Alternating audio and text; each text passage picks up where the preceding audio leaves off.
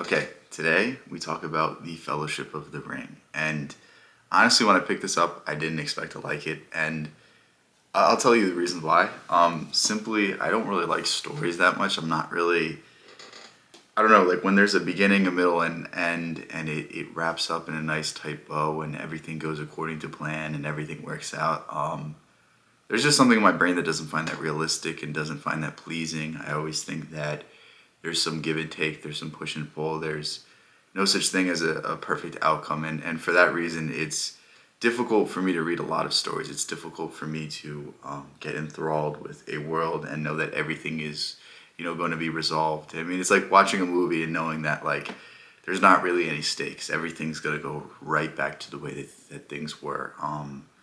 But honestly, I was really shocked. I really was. And I think Tolkien is somebody that captures something that very few authors are able to capture. And simply put, Tolkien doesn't just tell a story, he puts you into the world. Like, not a single word of the Fellowship of the Ring is wasted. Every single word is intentional. Every single word is to either build the mythology of the world, build the atmosphere of the world, build the setting of the world, or tell you some driving character motivation. There's rich history, there's rich mythos, there's almost a entire belief system and an entire culture that exists inside the pages of this book. And that's really what I found most impressive. And that's really what drove me to keep reading, keep turning the pages. And I think there's a reason why The Lord of the Rings is still so synonymous with pop culture. It's still so popular when it comes to the movies,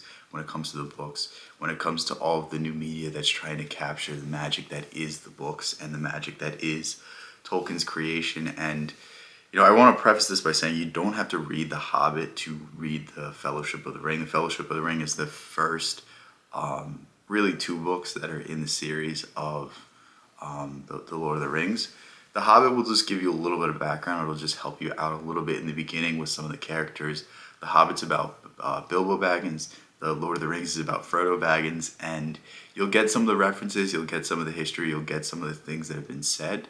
But overall, I don't think you need to read The Hobbit. And I think The Hobbit's much, much different in tone because The Hobbit basically was Tolkien writing a story for his children. And he ended up just publishing it because he was like, this is a pretty compelling story, this is pretty interesting.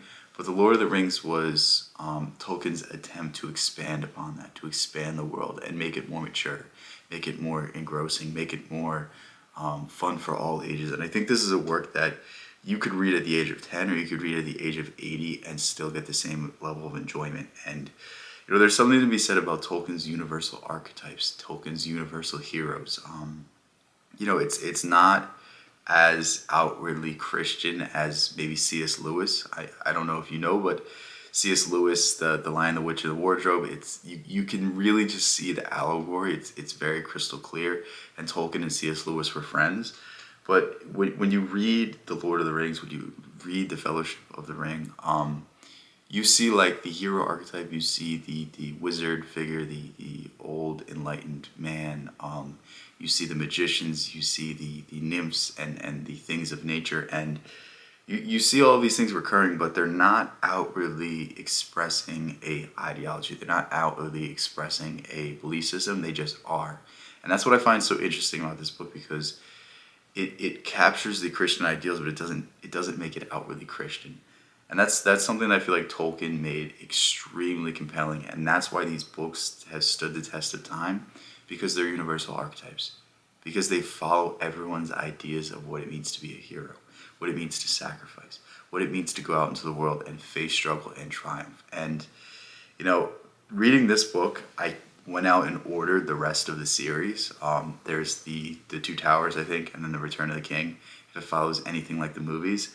And basically, I cannot wait until next Friday because that's when these books come, and that's when I'm going to be able to read the rest of the series. But overall, I picked up this book. I couldn't put it down for the few days it took me to read it, and it's something that I feel like I'm going to pass down to my children. It's something like I feel like I'm going to reread time and time again. It's something that will forever stand the test of time as a story of mythos, as a story of heroes, as a story of what it means to be a hero, what it means to be good. And it's much, much different than everything else I read because lot of the stuff I read is more transgressive. It's more, this guy's a good guy, but he also does bad. And I think there's something to be said about those stories. There's something to be said about how they're more realistic and how they can be more compelling, and how it shows the true nature of man is both good and bad. But Tolkien is able to just portray something that is along the likes of the Odyssey, along the likes of the Aeneid or the Iliad, and it has all the workings of a epic poem. It has great lyrics. It has great poems inside of it. It just does everything so perfectly, and it truly is a masterpiece. And I cannot sing the praises of this work enough. And if you haven't read it yet, if you've already seen the movies, I'm telling you, the book is so much more than the movies. The book is so much better, and I really wish that I had not watched the movies first, because now when I'm reading it, I'm picturing the scene. I'm picturing the cinematography. I'm picturing the setting, and because of that, I feel like it's diminished my experience. So if you haven't watched the movies, go out, read the books. Love you guys so much. Thank you guys so much. Peace out. Catch you next one.